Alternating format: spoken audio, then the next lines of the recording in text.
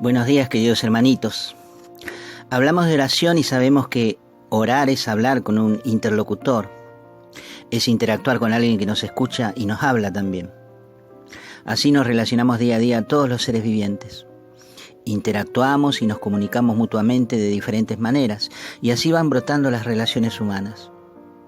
Y digo interactuamos porque en las relaciones nuestras hablamos y escuchamos. No sería una relación sana si solo uno hablara y nunca escuchara al otro. Lo más sano y serio es hablar y escuchar. Entendiendo esto es que podemos concluir que en el orar con Dios se aplica el mismo concepto. Orar con Dios es interactuar con Él, hablando, pero escuchándolo también. En tiempos de Jesús los judíos acostumbraban a orar de pie y en la sinagoga. Había horas determinadas para la oración y se acudía al templo para hacerlo. Algunos clamaban con voz fuerte y elevando la mirada y los brazos al cielo. Jesús dice en una ocasión que los hipócritas oraban en las sinagogas y en las esquinas de las plazas, bien plantados para ser vistos por la gente. Oraban al gran Shaddai, al Todopoderoso, al Adonai, al Jehová o Yahvé de los ejércitos. Por eso cuando Jesús cuenta que 2 hombres subieron al templo a orar, los describe a ambos de pie, orando en la sinagoga, que era lo más común. Cuando los discípulos de Jesús ven que Él se aparta para orar en el monte o en el huerto, especialmente a horas de la madrugada, y pasando en ocasiones hasta la noche entera en oración, a ellos esto les llama la atención. Ellos habrán visto los gestos de Jesús que, como buen judío, oraba de pie, pero también se inclinaba y curiosamente llamaba a Dios Abba, que era una manera tierna de expresarse en la relación de padre e hijo. Pero ellos no estaban acostumbrados a hacerlo así con su Dios. Por eso ellos le piden a Jesús que les enseñe a orar como Él oraba. Y así el Señor nos da el Padre Nuestro. Pero observemos esto. Jesús les dice, cuando oren, es decir, que da por sentado que ellos oran. No dice, bueno, si es que alguna vez oran o si de pronto les dan ganas de orar. No, Él dice, ustedes cuando oren. Aquí podríamos decir que, como en todas las disciplinas, hay niveles que habrá que ir escalando. No podemos pretender que inmediatamente lleguemos a tener con Dios una relación tan íntima como la que tiene el Padre con su Hijo. Deberemos aprender y estar dispuestos a transitar este camino de interlocución con Dios Padre, para tener una relación mucho más profunda que la que ahora tenemos, especialmente si queremos ser intercesores a tiempo completo. Entonces, si hablamos de niveles, digamos que el primer nivel sería la oración personal, la que Jesús dice, entra a tu habitación y cerrá la puerta. En el secreto y en la soledad personal nos espera nuestro buen Padre Dios. En esta oración deberemos crecer primero, en la intimidad solamente entre Dios y yo, exponiendo mis necesidades y peticiones. La oración comunitaria nunca reemplaza a la oración privada, y si no nos ejercitamos en privado, nos costará mucho encajar en una oración comunitaria, porque la comunidad orante debe tener una comunión espiritual, y todos deben saber orar. Por eso la importancia de primero ejercitar día a día la oración propia. Yo debo aprender primero a pedir para mí, a exponer lo que siento delante de mi Dios, lo que me pasa, lo que anhelo y lo que necesito de Él. Jesús le dice a sus discípulos en una ocasión, hasta ahora no han pedido nada en mi nombre. Pidan para que su alegría sea completa. Esto está en el Evangelio de Juan, en el capítulo 16, verso 24. Por lo tanto, debo pedir sin temor, porque a nuestro Padre le agrada que lo hagamos. Pero pedir no como un solicitante más o como un extraño, sino pedir como pide un hijo. Hay una gran diferencia en pedir a Dios como un solicitante común y pedir como un hijo. El hijo conoce a su Padre, sabe que le va a dar lo que le pide, porque siente su amor y su protección, y el Padre da una especial atención a su hijo. Pero vayamos entrando al Evangelio del Señor Jesús según San Lucas, precisamente al capítulo 11 en donde se nos habla de la oración. Quedemos en claro que una vez que nos ejercitamos en el primer nivel de oración, que es nuestra relación e intimidad personal con nuestro Padre, pidiéndole sobre nuestras propias necesidades, solamente así podemos avanzar al segundo nivel, que es la oración de intercesión. La intercesión por un amigo es lo que nos muestra el siguiente texto. En el versículo 5 del capítulo 11 de San Lucas, Jesús nos habla de esta manera. Les dijo también el Señor: si uno de ustedes tiene un amigo y acudiendo a él a medianoche le dice: amigo, préstame 3 panes porque ha llegado de viaje a mi casa un amigo mío y no tengo nada que ofrecerle, y aquel desde dentro le responde: no me molestes, la puerta ya está cerrada y mis hijos y yo estamos acostados, no puedo levantarme a dártelos. Les aseguro que si no se levanta a dárselos por ser su amigo, al menos se levantará por su importunidad y le dará cuanto necesite. Yo les digo, pidan y se les dará, busquen y hallarán, llamen a la puerta y se les abrirá, porque todo el que pide recibe, el que busca encuentra, y al que llama se le abre. Palabra del Señor. En este ejemplo vemos la interacción de 2 amigos. Jesús compara nuestra relación con Dios con la de 2 amigos. En este caso, pongámoslo así, el amigo que está en su casa es Dios Padre, y nosotros seríamos el amigo inoportuno que vamos a pedirle algo a una hora inoportuna. Acá ya se hace presente la intercesión de un amigo por otro. Pongámoslo así, un amigo te visita de sorpresa y no tenés nada para ofrecerle, pero a la vez vos tenés otro amigo que sí tiene la provisión que se necesita, pero es tarde, es medianoche y es una hora inoportuna. Sin embargo, vas igual a la casa de tu amigo a pedirle. Golpeas la puerta y tu amigo desde adentro se molesta, no se quiere levantar a darte nada porque se trata, como te decía, de una hora inoportuna. Le contesta desde adentro: la puerta ya está cerrada, no puedo levantarme. La respuesta es un no rotundo. ¿Vos qué haces en esa situación? ¿Te vas y le decís a tu otro amigo que no conseguiste nada? ¿O insistís golpeando la puerta una y otra vez, llamando a tu amigo de tal manera que no lo dejás descansar para que se levante? Jesús termina diciendo: yo les aseguro que se levantará a darte lo que necesites. Si no lo hace por ser tu amigo, lo hará por tu importunidad. Este ejemplo nos habla de la insistencia que debemos aplicar a la oración de intercesión, pero también sirve para que entendamos que en este camino de la oración va a haber cosas que Dios nos va a resistir, nos va a demorar y hasta negar a propósito para que desarrollemos la virtud de la perseverancia. En ocasiones Dios va a decir: no corresponde, no es la hora ni es el momento adecuado. Pero no te olvides las palabras de Jesús. El Señor dijo: yo les aseguro que se va a levantar. Es la fe en estas palabras del Señor lo que nos asegura la respuesta. Debemos pararnos sobre esta declaración y grabarla en nuestra mente y corazón. Dios se va a levantar a darme lo que le pido para mi amigo. Pero debo ser insistente y cruzar las barricadas que Dios mismo me pondrá, porque Dios necesita entrenarme en esto. Pero la pregunta aquí es: ¿por qué Dios me resiste las cosas? ¿Por qué no me da lo que necesito la primera vez y listo? ¿Por qué tengo que ser perseverante e insistir si Él tiene el poder de darme las cosas y listo? ¿Para qué quiere entrenarme?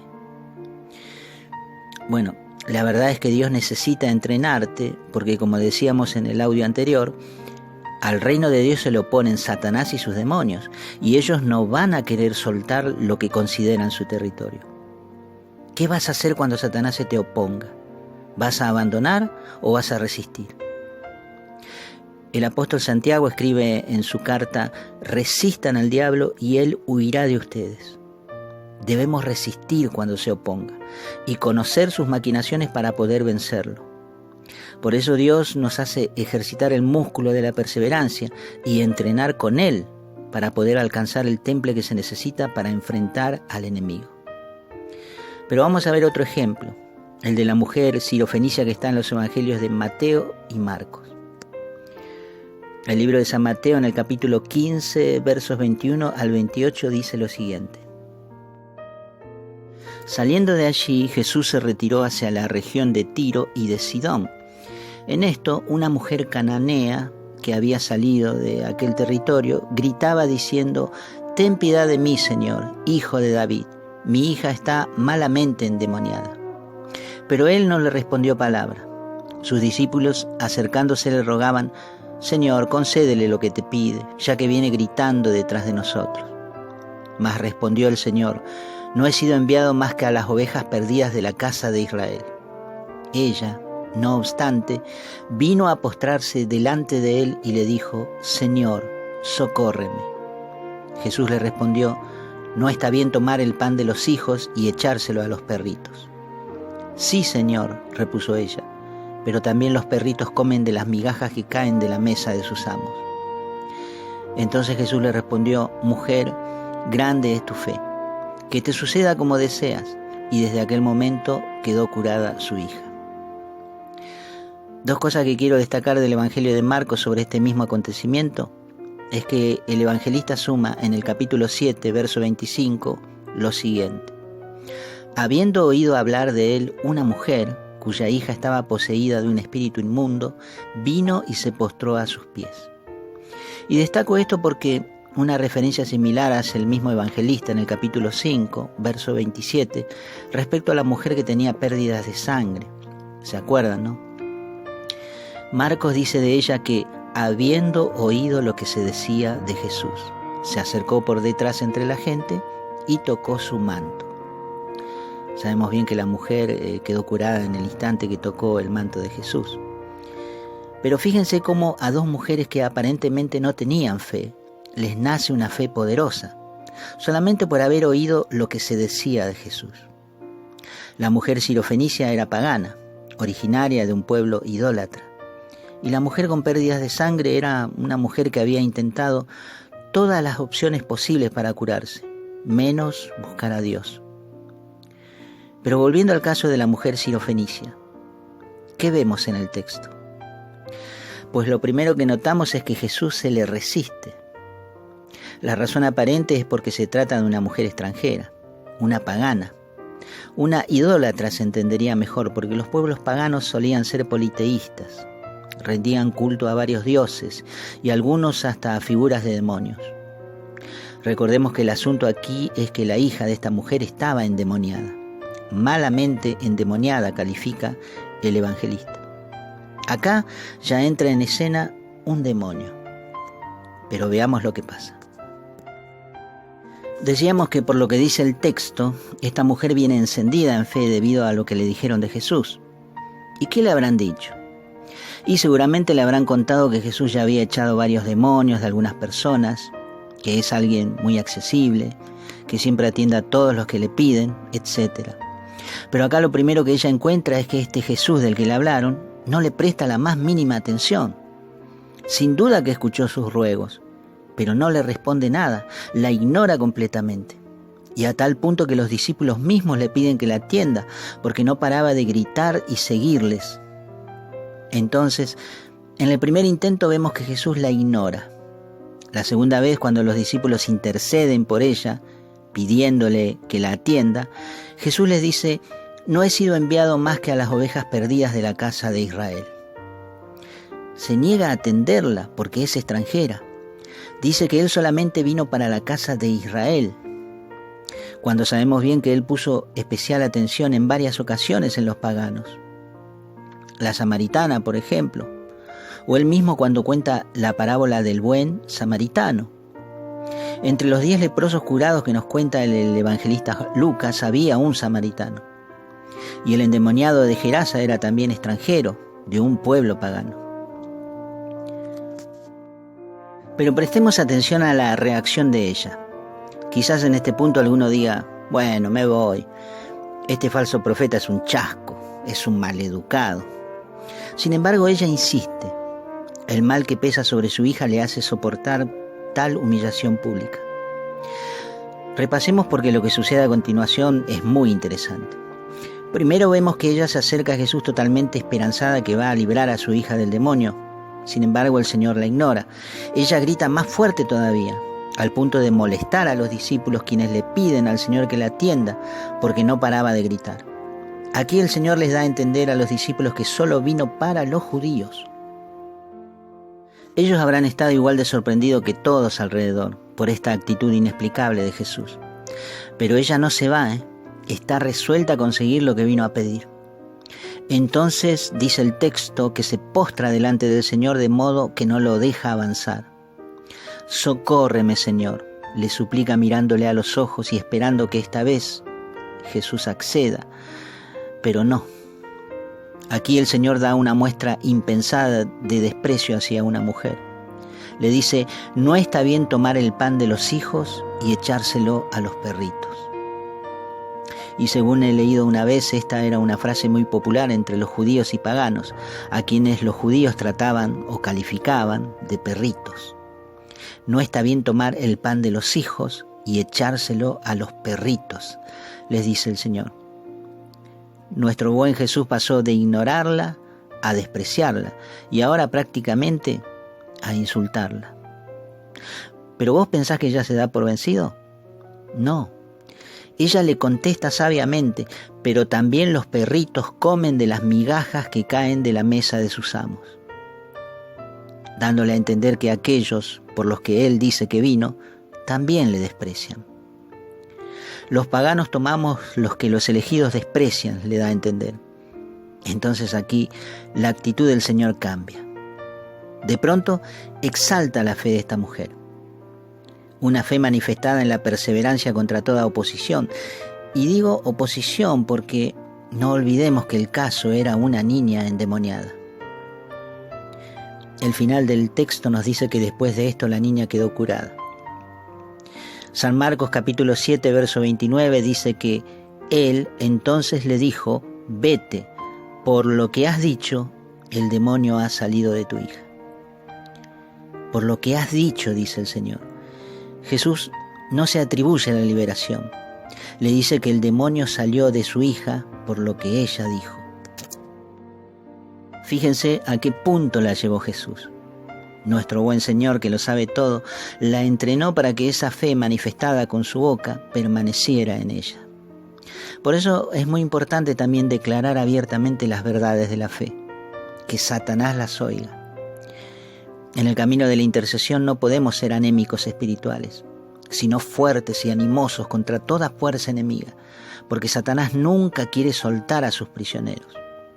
Solamente la autoridad de Cristo que Él ve en nosotros hace que esto pase. Hasta la próxima, hermanitos. Que Dios les bendiga.